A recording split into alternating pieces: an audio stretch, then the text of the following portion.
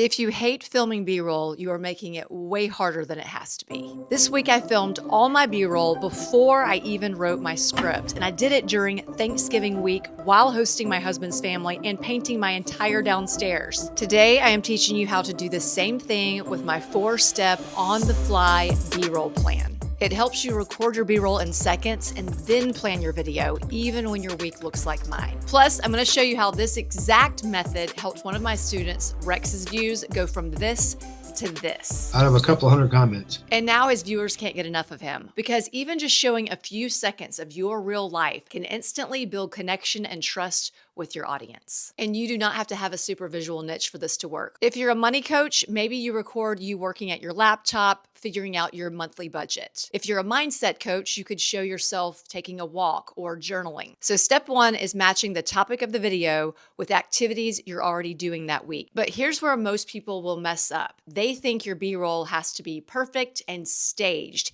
and they overthink it, so they never record it in the first place. You cannot think of your real life video as a photo shoot. Instead, think of it as if someone was going to record you for just 1 minute, what would they see? And while we don't need this to look perfect, what we do want is to make sure there's a little bit of variety in the shots that you get, so people actually feel like they are right there with you. All you're gonna do is get a wide shot, a medium shot, and a close-up shot. And you want the close-up shot to be one of 3 things. Either your hands doing what you're doing in the wide shot, or your face while you're doing what you're doing in the wide shot. You could also get a POV of you looking at what you are working on. That is what's going to help the person feel like they're actually with you in the moment, not just these big, wide, generic shots where they don't really get an idea of what's happening. Here's what this looks like when you have a dozen people about to come to your house. You put your camera right here, hit record, open the refrigerator. Stop recording. Now I'm gonna have some fun with it and put the camera in the refrigerator, propping it up against eggs here. Now I hit record, I'm gonna open the door like I just did. Stop recording. Now my phone is back on the tripod, facing into the refrigerator, and I'm just gonna grab an onion real quick. That was a point of view shot. That's extra, you don't need it, but it takes 2 seconds. I'm gonna get a close-up shot, and this won't go low enough. Even there is not low enough. So I'm gonna prop this up at the base of this tripod, and then I'm gonna take my onion and we're gonna cut it. Record.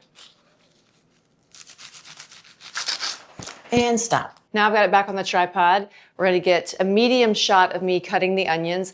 I've got dishes in the background. It doesn't matter because this is real life. We're not trying to do a cooking show right here. So recording and cutting.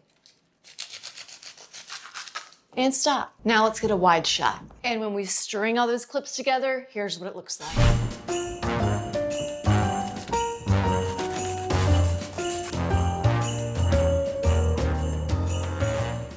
Okay, we are here on the day before Thanksgiving. It is busy, but it's not busy on the light bulb aisle. And that is the key. Find the aisle where there are no people, get your shots, and get out. So I'm gonna show you how I get in and out in less than 30 seconds with 3 quick shots. Ready, go. Shot number 1, I have you on a shelf. Stand by. Close to the basket like that. Done. Now I'm gonna do that thing where I go to 0.5, super wide shot, and we're gonna walk. Now I've got you in the cart, and we're gonna put something in the cart. Here's that POV perspective shot. Not necessary, but we're having fun here. Here's what those shots strung together look like.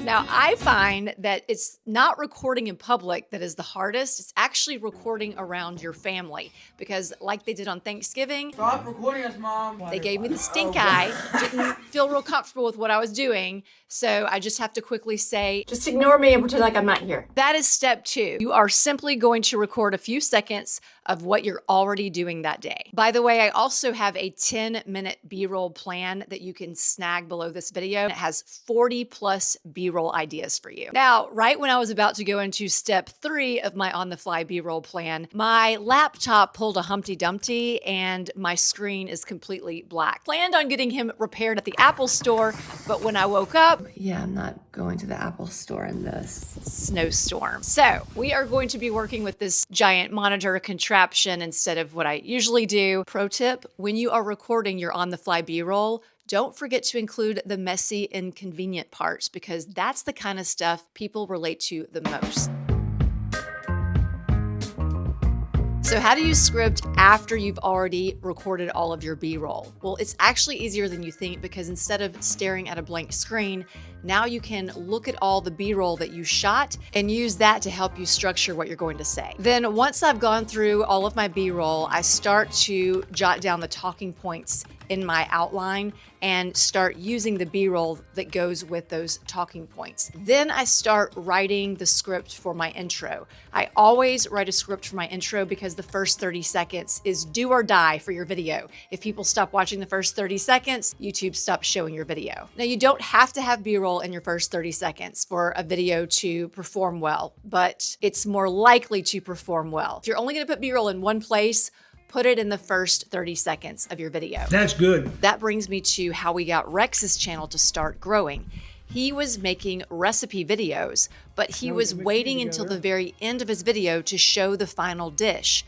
When we started using B-roll of that final dish, Let me show you how to make this. in the first 5 seconds of his video, he started to get more views. Therefore, people were watching his video and they loved the real raw Rex. Try it with a chip. So they started subscribing to his channel. The secret sauce is to show your viewers something that's happening later in the video, the outcome of something you are showing them how to do. So if this video was about my holiday floral arrangement, I wouldn't just show you me putting the flowers together in the first 5 seconds. I would go ahead and show you the final outcome so people who want to make a floral arrangement like that would get excited and keep watching the video. Before you say you don't have a visual niche or a visual channel, this applies to you too. Let's say you're a business coach. You could show a graphic of a client's monthly income before and after they worked with you. That's step 3. Use your footage to guide what you say instead of trying to script from scratch.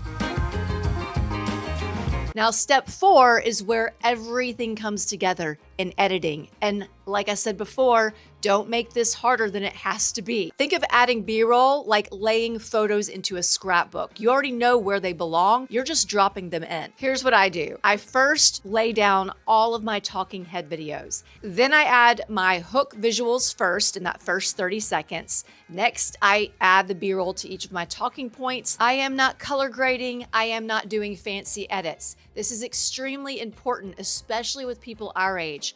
40-plus-year-olds, we do not want to see flying text and fast edits. Less is more. We want to feel like we're hanging out with you. Don't forget to grab my 10-minute B-roll plan with the link below this video. And now that you know how to get B-roll on the fly, you need to know how to strategically use it to keep people watching longer. And that's what I'll show you in this video right here.